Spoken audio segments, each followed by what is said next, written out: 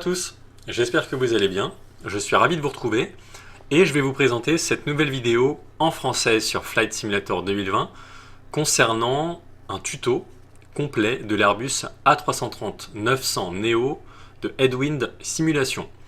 Donc cet avion est un avion différent de ma précédente vidéo donc relatif à l'A330-900 Neo de Latine VFR. Là on est sur un avion qui est complètement gratuit. Donc je tiens à remercier les créateurs et les développeurs de cet avion. Cet avion est accessible et vous pouvez le télécharger gratuitement sur le site FlightSim2 avec la dernière mise à jour qui le concerne, ou également sur le site qui est directement rattaché à Headwind Simulation avec plusieurs modes d'installation différents. J'espère que cette vidéo vous plaira et qu'elle vous sera utile, et je fais cette vidéo parce que je pense qu'il y a un intérêt certain pour les avions long courriers, notamment la 330-900, celui-ci, même pour la précédente vidéo que j'ai faite sur la 330-900 de Latine VFR. Donc je me suis dit que c'était intéressant de vous proposer ça et de faire un tuto complet. Donc ce tuto permettra de voir comment l'avion, de quoi l'avion est composé, et ensuite un démarrage avec un vol complet depuis l'aéroport de Saint-Martin dans les Antilles jusqu'en Martinique à Fort-de-France. Donc c'est un vol relativement court, j'ai fait un plan de vol SimBrief, on va voir ça dans le détail ensemble. Et voilà, donc j'espère que cette vidéo vous plaira. Comme toujours, je tiens à remercier tout le monde pour le soutien, les encouragements ainsi que tout ce qui va avec. Je tiens vraiment à vous remercier depuis le début. Et mon nombre d'abonnés ne cesse d'augmenter et c'est en partie grâce à vous aussi pour votre soutien continuel. Donc merci à tous et je suis ravi en tout cas de pouvoir continuer cette aventure avec vous. Je pense également aussi à l'avenir afin d'avoir une audience plus importante et aussi de pouvoir toucher un plus grand monde, faire des vidéos en anglais. Donc je ferai des vidéos en français pour mon audience, donc pour vous.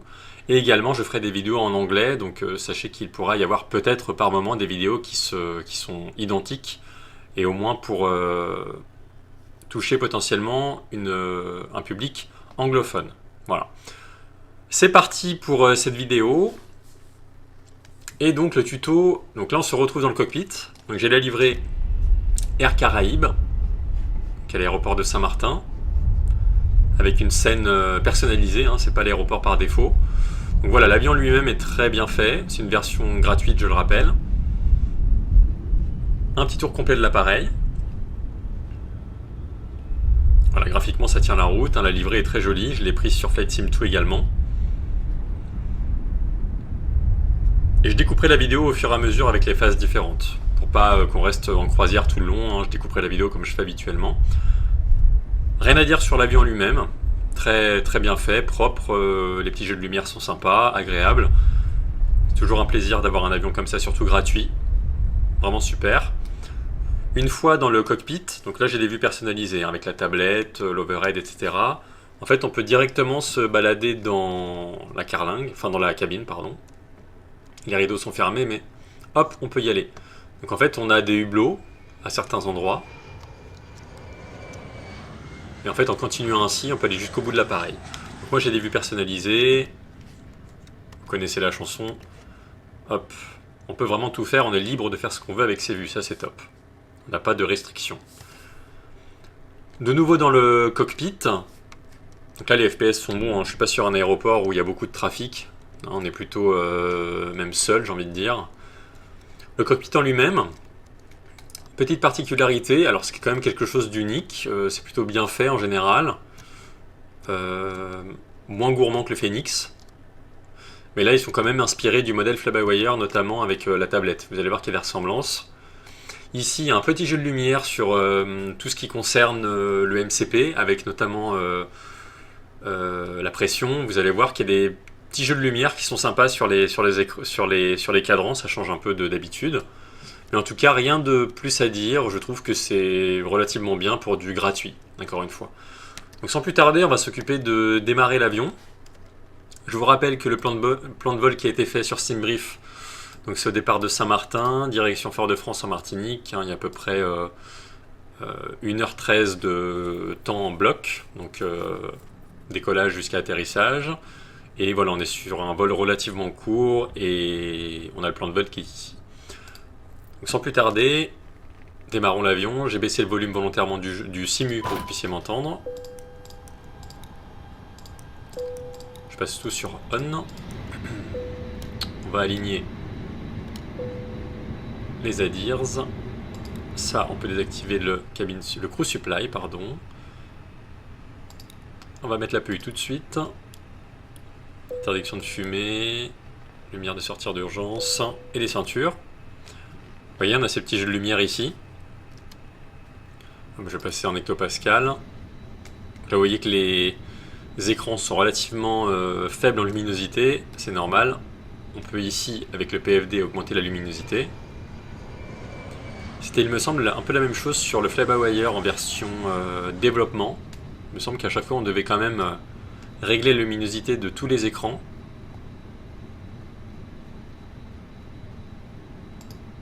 Ah, l'APU pardon, a vite démarré. Hop.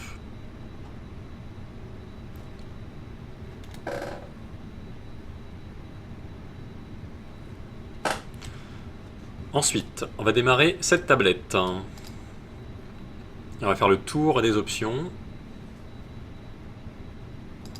On va l'importer directement le plan de vol. Voilà, tout y est. Hop, Saint-Martin, Princesse Juliana, Aimé Césaire. On a tout, Métard. Tout y est. Alors, première chose, c'est la roue crantée. Ce sont les options. Vous pouvez ici décider de mettre le langage en français pour que ce soit mieux pour tout le monde. Dans Flypad, langue français, j'ai tout mis en français, même le clavier. Et j'ai même mis en bleu. Normalement c'est en orange par défaut, moi j'ai mis en sombre bleu. Ça c'est la couleur du fly-by-wire il me semble. Moi je suis passé en bleu sombre. Alors les options, je vous laisserai regarder, hein. Là le but c'est qu'on fasse le vol. Mais en fait, options de l'avion, configuration matérielle. Moi j'ai laissé un bon nombre d'informations par défaut, notamment les kilogrammes, l'indication d'interdiction de fumée pour les passagers, l'espacement entre les fréquences, VHF, donc 833 kHz.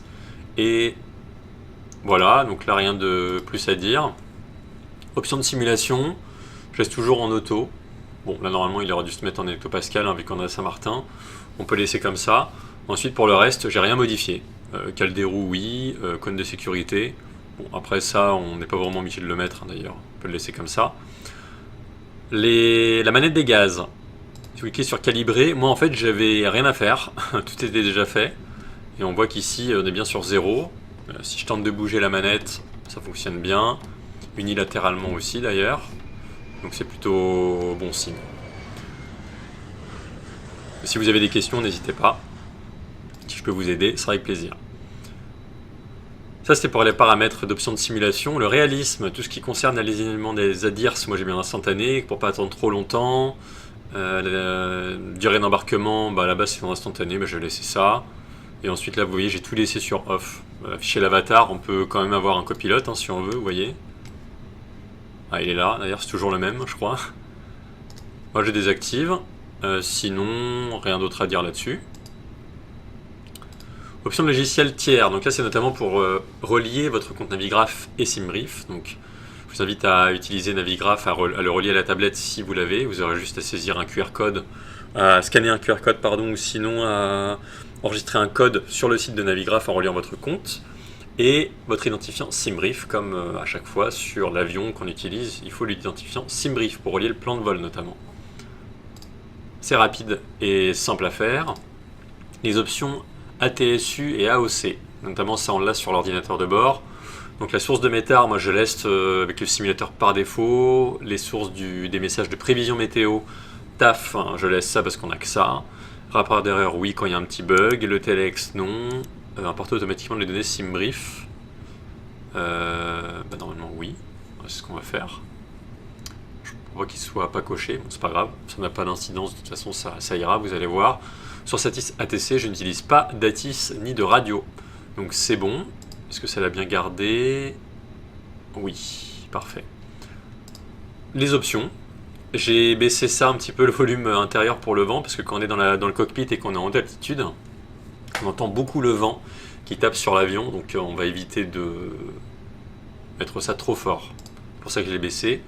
Le flypad, on l'a vu juste avant, langage en français, luminosité automatique. Ah, c'est plutôt pas mal. On va laisser ça.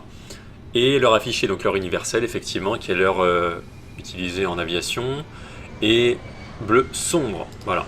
Et la version, vous voyez que c'est le logo Fly-by-Wire. iOS, OS 3, pardon. Voilà. Pas grand chose à dire sur les options. Le plan de vol qui est importé automatiquement ici, donc on a tout. Ensuite, on a le détail pardon, du dispatch en aperçu ou en OFP. Super. Ensuite, au sol. Donc là, on a tout ce qui concerne service au sol, que ce soit les services, le carburant, les charges utiles, le payload et le repoussage. Vous allez voir que le repoussage est plutôt pratique. On va continuer de démarrer l'avion avec la PU bleed. On va mettre les naves. Voilà, l'avion a démarré tranquillement. Les ADIRS se sont alignés instantanément. On a bien la carte qui apparaît ici. Et ce qu'on va faire, c'est charger le fuel tout de suite. Donc, pour rappel sur SimBrief, il faut bien saisir la 330-900. Il me semble même qu'avec Headwind, il y a un profil SimBrief qui est créé par le développeur. Je ne sais pas si c'est toujours d'actualité, mais en tout cas, j'ai saisi à 330-900 pour être au plus proche. Donc, bien vérifier ça. Et on va charger tout ça automatiquement. Donc, on va ici remplir le box fuel de SimBrief. 11 400 kg. Vous voyez que c'est très léger. On charge. Super. Terminé. Très bien. Charges utiles, idem, on va charger. Hop. Voilà, c'est instantané. Ça se fait tout seul. Ça, c'est pour débarquer. Ça sert à rien de le faire maintenant. Repoussage, on verra après. Ça, c'est pour ce qui concerne les performances de vol. Notamment le début descente et l'atterrissage. Mais bon, moi, j'utilise pas en général, hein, parce qu'on a le top of descent avec cet avion. Là, c'est SimBrief. Que ce qu'on peut faire, c'est saisir Saint-Martin. On peut aller sur la CID. Et la CID qu'on a, par exemple, là, c'est Julna 2. Parce qu'on l'a ici. Ça peut être ça, Juliana 2.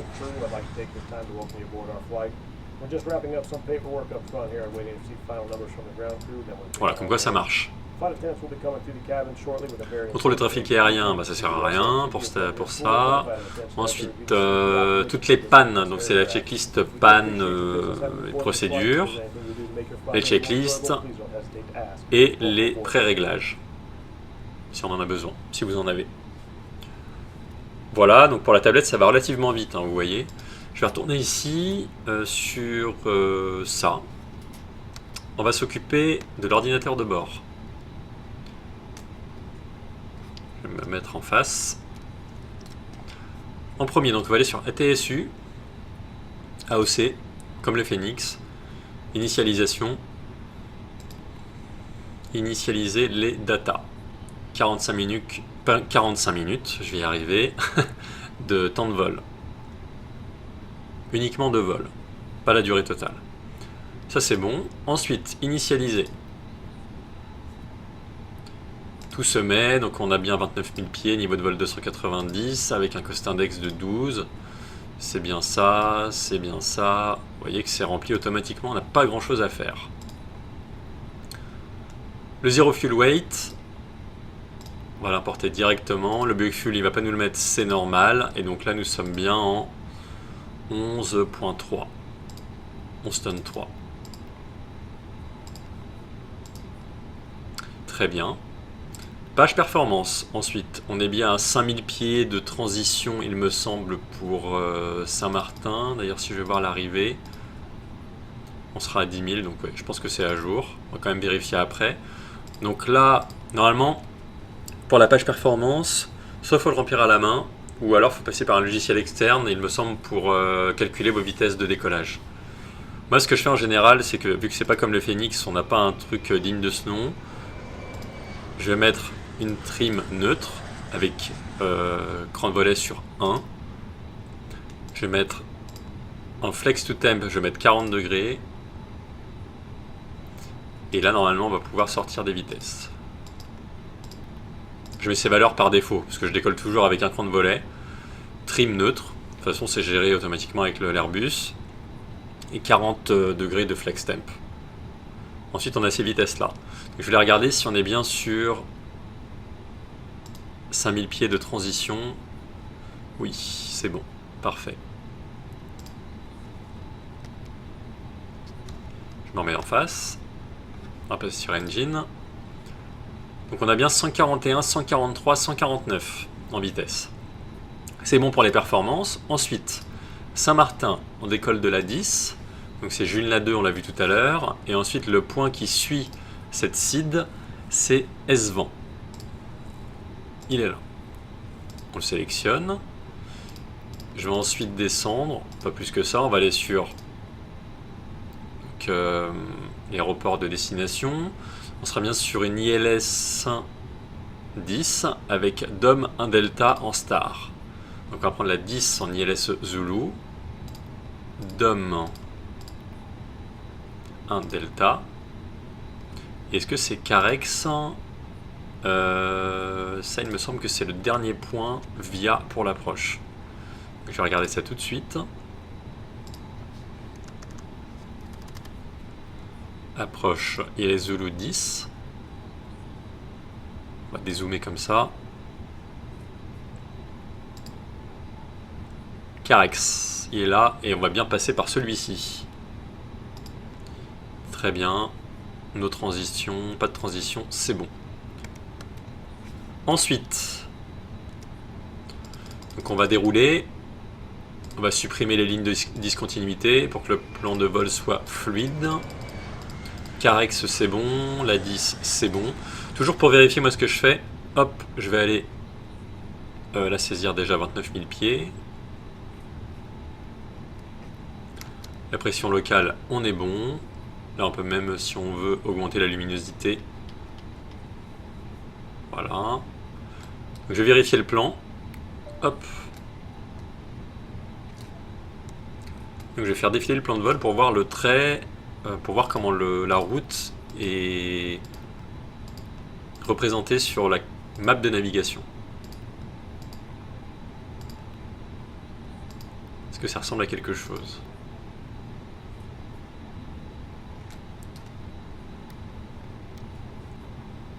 Ah, là, il y a un point qui est coupé.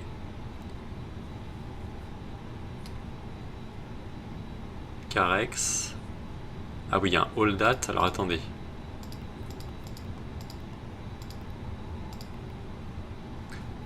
Là, il veut pas y aller. D'accord. 3220, 3220. Et si je fais ça...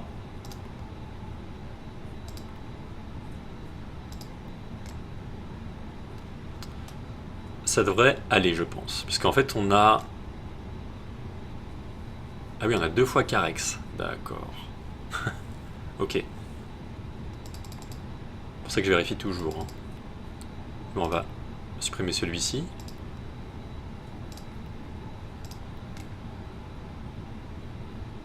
Ok.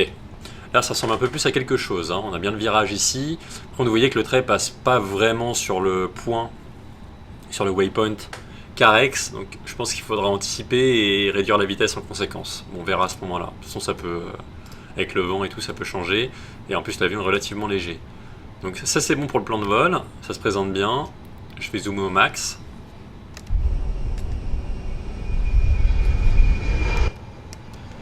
Très bien.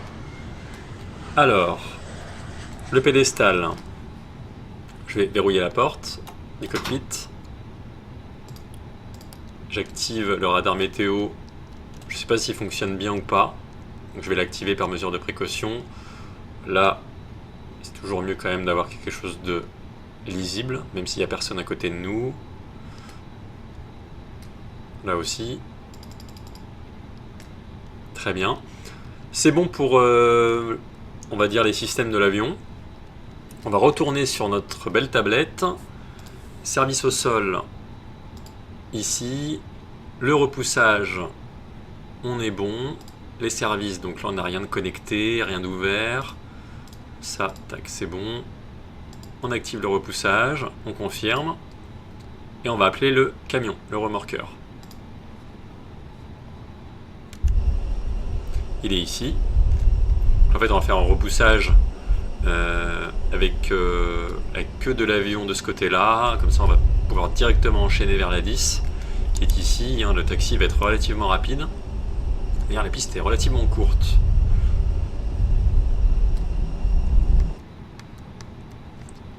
Super. Alors, beacon, parce qu'on va démarrer les moteurs bientôt.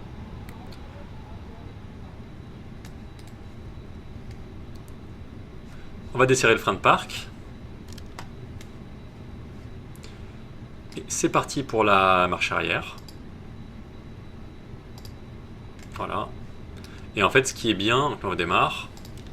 Ce qui est bien, c'est qu'on peut commander le pushback avec les directions latérales, avec notre... si vous avez des palonniers ou une manette qui vous permet, vous voyez, de rouler au sol, vous pouvez guider le pushback. Là, je le fais avec mes pieds. Ça, c'est plutôt pas mal. C'est vraiment flexible. Hein. On est vraiment libre dans nos actions. C'est ça qui est bien. Je vais reculer un peu plus rapidement.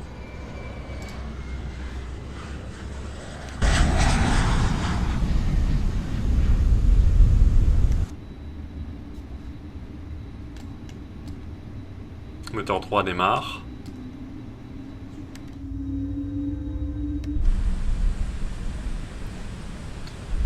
Je commence à faire mon virage.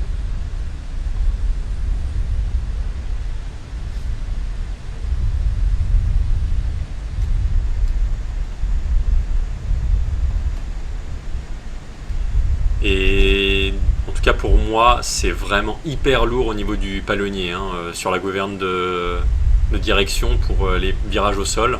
Pour virer au sol, l'avion est très lourd. Donc il faut vraiment forcer avec les pieds pour arriver à faire une manœuvre assez bonne. Là c'est bon. Hop. Je remets le frein de parc. Je démarre le second le premier moteur parce que le second est stabilisé.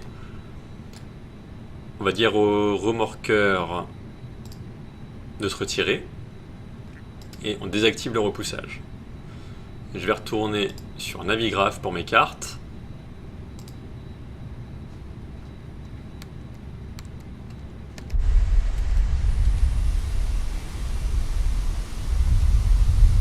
Et que le numéro 2 est stabilisé et là le numéro 1 commence à être en rotation.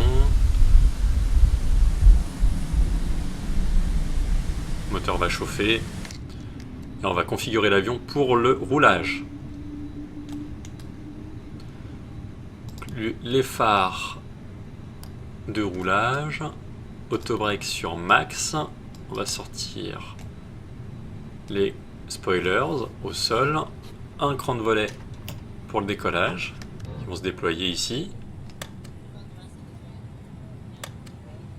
On entend les voix des passagers pour que ce soit un peu plus immersif.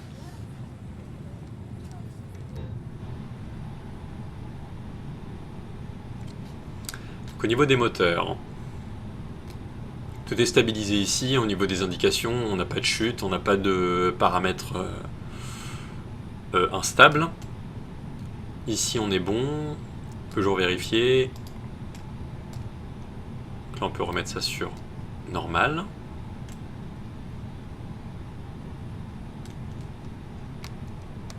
Et c'est parti, donc pour le roulage, on paramétrera l'avion, ensuite pour la phase de décollage.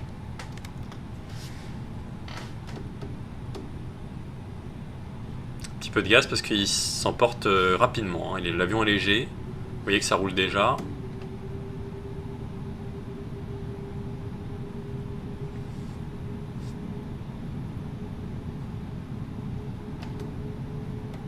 On est déjà à 10 nœuds là en quelques secondes. Donc je mets plein réduit tout de suite. Là vous voyez je suis presque à fond au niveau du palonnier. Bon, au moins on sent que l'avion est lourd, c'est un bon point.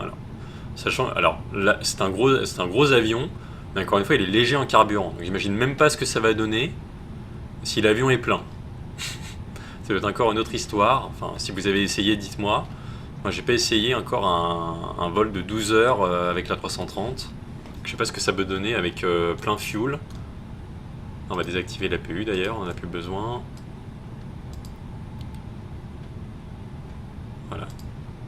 La config décollage c'est bon ici. On n'a plus que prévenir la cabine. Voilà.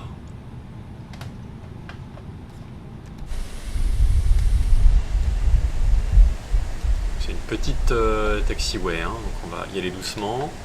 J'aurais pu prendre la piste indirectement, mais bon, on va faire les choses bien.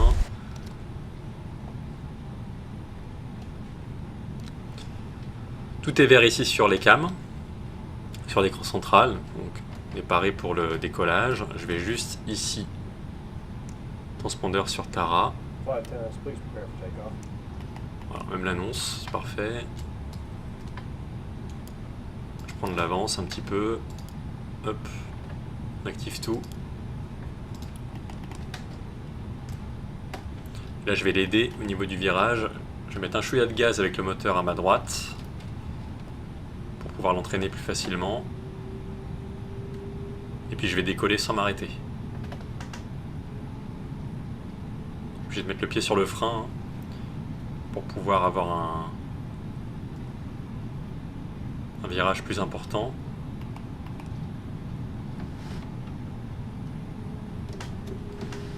Et c'est parti, décollage.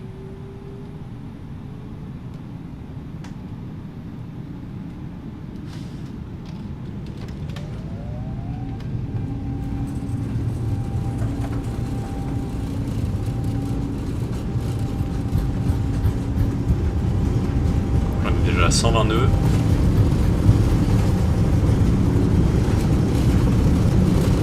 Rotation. Un drôle de bruit. Je rentre le train. Spoilers aussi. Là je vais commencer à virer tout de suite. Voilà, le flight director se synchronise. Il a mis un peu de temps à synchroniser, c'est bizarre. Saint-Martin, au revoir. Et pas mal lourd, hein, les graphismes d'ailleurs, j'avais jamais pensé. Je passe en climb.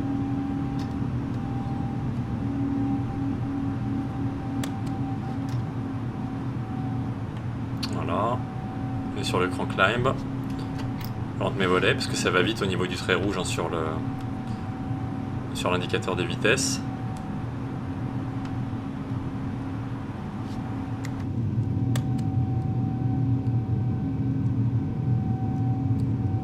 Petite vague. Je suis le flight director. Il y a un peu de vent, hein, j'ai l'impression. On est sur 25 nœuds déjà, alors qu'on n'est même pas à 2500 pieds.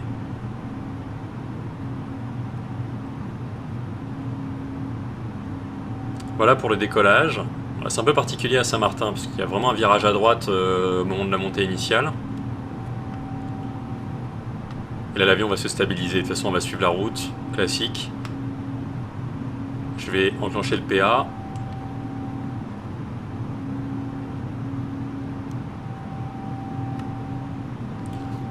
Alors, je trouvais que c'était un peu bruyant au niveau du roulage au sol lors du décollage.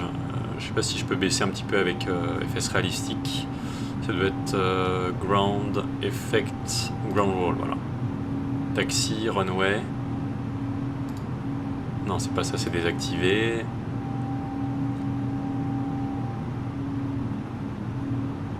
Split take-off.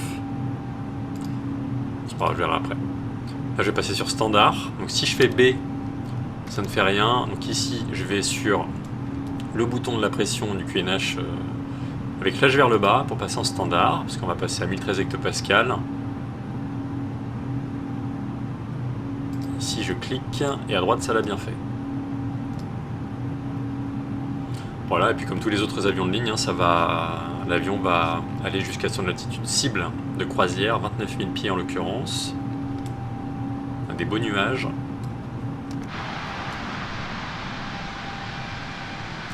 Donc pas grand chose à dire, hein. Enfin en tout cas c'est une bonne surprise pour un avion gratuit pour le décollage. Il est maniable, il est accessible,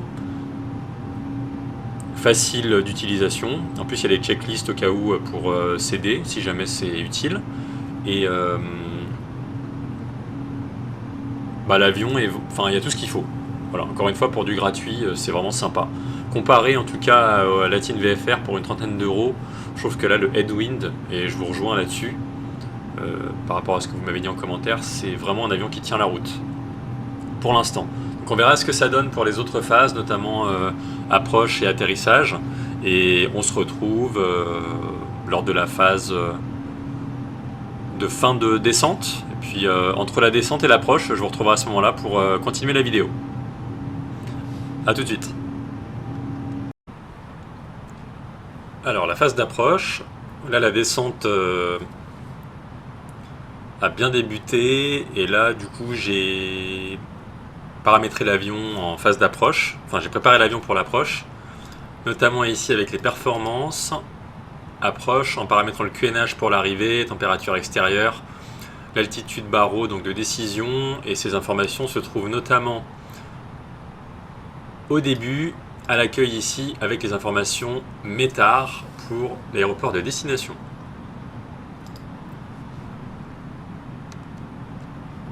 Donc là on prend notre dernier virage, j'ai bien diminué la vitesse pour anticiper. Vous voyez qu'on est bien passé en dessous du glide slope, du plan de descente, donc ça c'est tout bon. Le localizer ici apparaît. Bien vérifier que le bouton LS ici soit activé pour avoir les données sur le lock et le glide.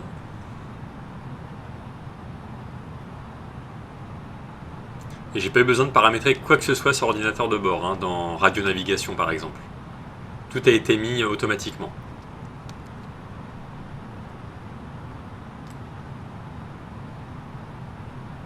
Le lock est ici, on va pouvoir le capturer.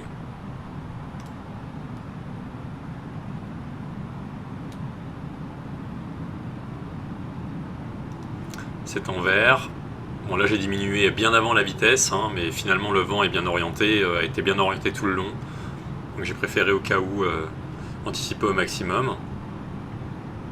Je vais prendre de l'avance et activer le mode approche.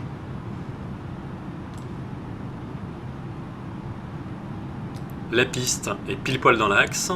Le vent logiquement sera pile poil dans l'axe également. Je vais attendre un petit peu avant de réduire, sinon l'angle d'incidence va être trop fort. Si j'ai une faible vitesse indiquée. Donc là on a bien les spoilers qui sont armés, les volets c'est en cours, le train d'atterrissage ça va venir, les lumières on va activer celle-ci pour l'approche finale. Et là je vais réduire à 190 nœuds pour que j'aille chercher un autre cran de volet à sortir. Voilà, on a passé le trait orange ici, à gauche. Au niveau de la vitesse de référence, c'est 139 nœuds pour l'approche. Donc on va voir ce que ça donne. Le glide est capturé, donc on se rend compte que le pilote auto fonctionne.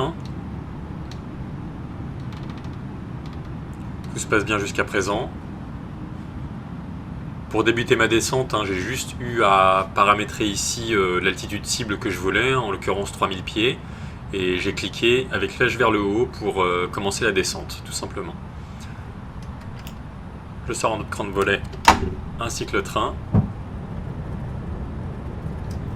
Et je vais aller à mes 139 nœuds comme prévu sur ordinateur de bord. Voilà, le pilote a fait l'annonce qu'on était en phase finale.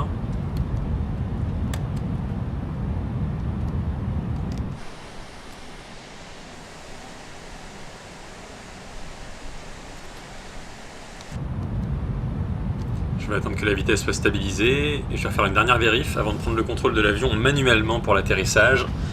On va faire le maximum pour que ça se passe bien. Je pense qu'il va être assez sensible.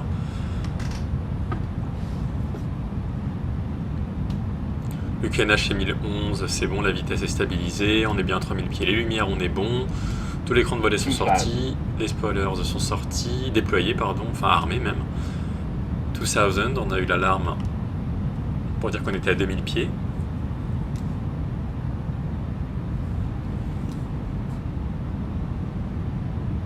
Bonjour la Martinique.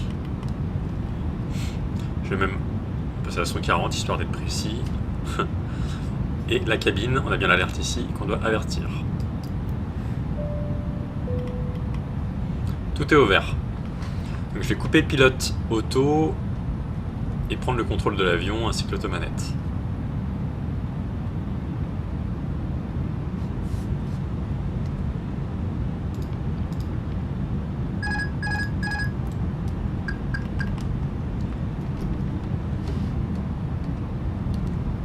C'est moi qui ai le contrôle. Rien à voir avec le Phoenix au niveau du pilotage.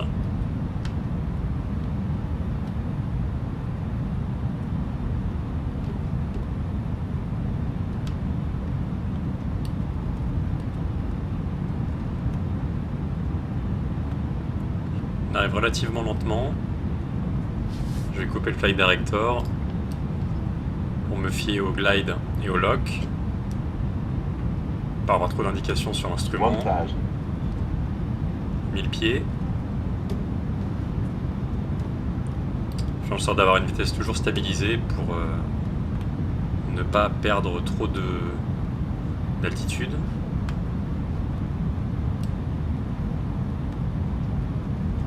Autobrakes sont armés sur l'eau.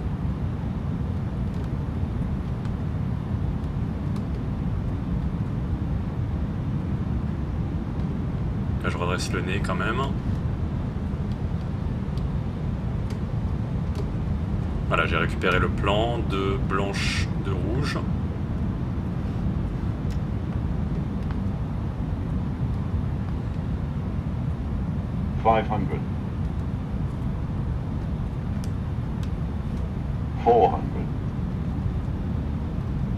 Je suis descendu trop vite. 300, 100 above.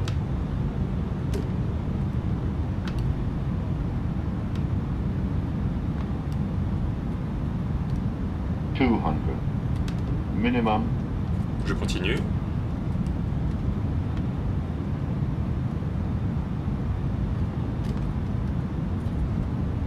$100. 50. 40.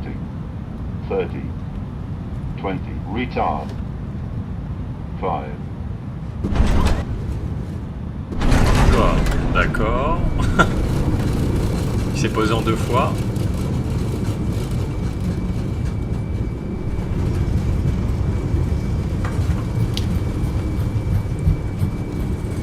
Et il freine.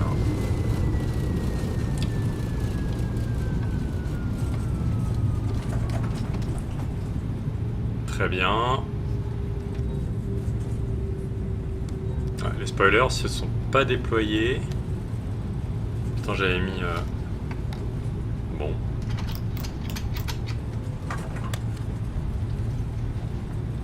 Pas évident quand même l'atterrissage. L'avion est pas évident à manœuvrer. Sortir à celle-ci.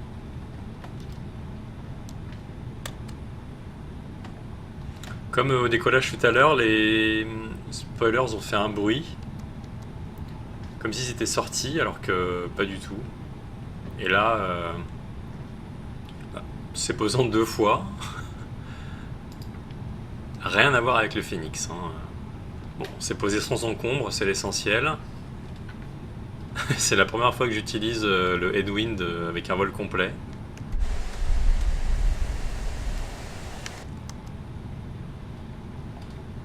Et donc je vais me diriger, bon là on a le choix, hein. Je vais aller tout droit. Hop. Ça. On va pas prendre un trop grand virage parce que le parking est juste là, donc on va faire une petite manœuvre ici.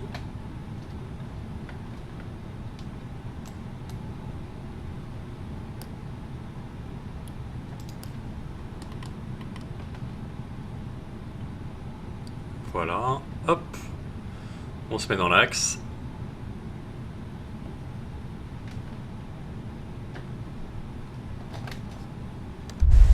Bon, je vais encore m'entraîner pour celui-ci.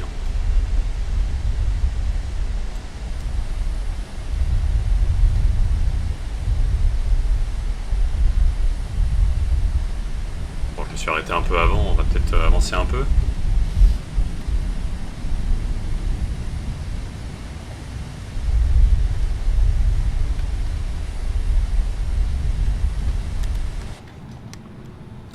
Voilà, on est bien stoppé. Là, c'est bon, tout est bon. Les volets sont rentrés. Le transpondeur, on peut le désactiver. L'APU, on continue de le démarrer. Je vais attendre un peu. Vraiment pas évident de le manipuler, de le manier lors de l'approche. Il a une maniabilité totalement différente du Phoenix. Et des autres, d'ailleurs. Ça, hop. Je vais aller ici. Charges utiles. On va bientôt commencer le débarquement. D'ailleurs, si je fais ça, je vais attendre que l'APU soit stabilisée.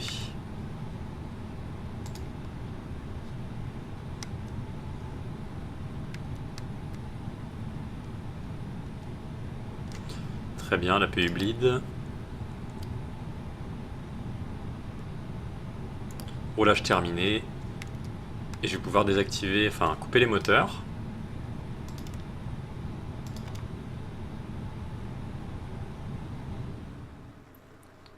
Ah, très bien, journal de bord qui apparaît. Hop, donc les pompes.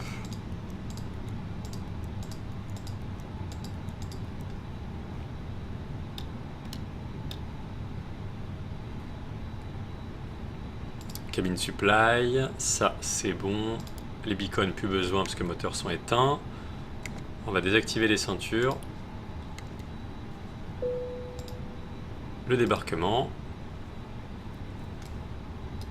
Un petit jeu de lumière sympa ici dans la passerelle.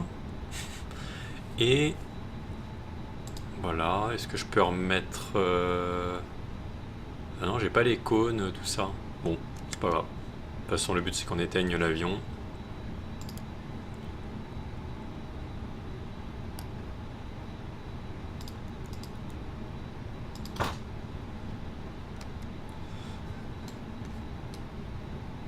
Ça, c'est bon, c'est éteint. Voilà. Bon, après, pour éteindre l'appareil, il n'y a rien de transcendant. Voilà pour le tuto. Alors, bon, décollage et atterrissage assez particulier, j'avoue. Bon, si je devais donner mon avis de manière générale, c'est un avion qui est gratuit, qui est quand même intéressant, qui est relativement bien fait. Qui tient toutes ses promesses parce qu'il est mis à jour régulièrement. D'ailleurs, la mise à jour là que j'ai eue avec cet avion là est très récente. C'est quand même un avion qui tient la route. Je suis relativement satisfait. Après, si je devais revenir sur quelques points d'amélioration, quelques axes d'amélioration, c'est notamment la maniabilité de l'avion sur tous les axes, que ce soit sur la trajectoire verticale, horizontale, la gouverne de direction au sol, c'est relativement lourd. Donc je trouve qu'il y a quand même certains déséquilibres. C'est pas d'énormes points négatifs, mais c'est quand même important parce que pour pouvoir bien utiliser l'avion, je vais arriver à parler, il faut quand même que ce soit stable au niveau des axes de pilotage. Là pour le coup je trouve que c'est vraiment très sensible, ou alors pas assez. Par exemple au niveau du palonnier et du roulage au sol, pour virer au sol et tout, c'est quand même... c'est dur, je trouve. C'est dur, et puis il faut quand même forcer comme un dingue. Et ensuite, sur la partie pilotage au niveau du décollage et de l'atterrissage, je trouve qu'il est assez instable. Alors je pense qu'il ne faut pas faire trop d'à-coups, il faut l'avoir bien en main, il faut le faire très souvent. Et en fait, comme moi, quand on a l'habitude de pouvoir utiliser du PMDG qui est très proche de la réalité, ou même du Phoenix, on est quand même sur là quelque chose de différent. Ceci dit, il est quand même très très bien cet avion, hein. Franchement, encore une fois, il vaut largement le coup. Donc d'où ma question sur mon image, sur l'image de ma vidéo, vaut-il le coup? Pour moi, oui. Il vaut le coup, il faut le tester, il faut l'essayer plusieurs fois. Là, je vais le réutiliser plusieurs fois hein, pour faire une idée plus précise. Après, au niveau si je dois revenir sur le décollage, le flight director a eu du mal à synchroniser, enfin il a mis du temps. Il y a voilà, des petites choses comme ça qui font que ça manque de précision. Et d'où le toucher en 2 fois et les spoilers qui ne sont pas déployés. J'ai regardé et pourtant le bouton était bien activé. Donc voilà, il y a quelques petits trucs comme ça qui méritent d'être améliorés. Sinon, en dehors de ça, c'est un très bon avion qui vaut le coup et qui a le mérite de pouvoir être eh bien, utilisé et surtout par beaucoup de monde. Donc j'espère que vous aussi, vous pourrez l'utiliser. N'hésitez pas à me faire vos retours en commentaire, comme toujours. Hein, le but, c'est qu'on puisse échanger. D'ici la prochaine vidéo, eh bien, portez-vous bien, prenez soin de vous. Je souhaite également de très bons vols. Et si je n'ai pas l'occasion de vous retrouver avec une vidéo avant les fêtes de Noël et les fêtes de fin d'année, je vous souhaite d'excellentes fêtes de fin d'année. Et surtout, eh bien, mes meilleurs vœux pour la nouvelle année qui s'annonce en 2024. Prenez soin de vous, très bon vol à tous et à bientôt tout le monde. Ciao!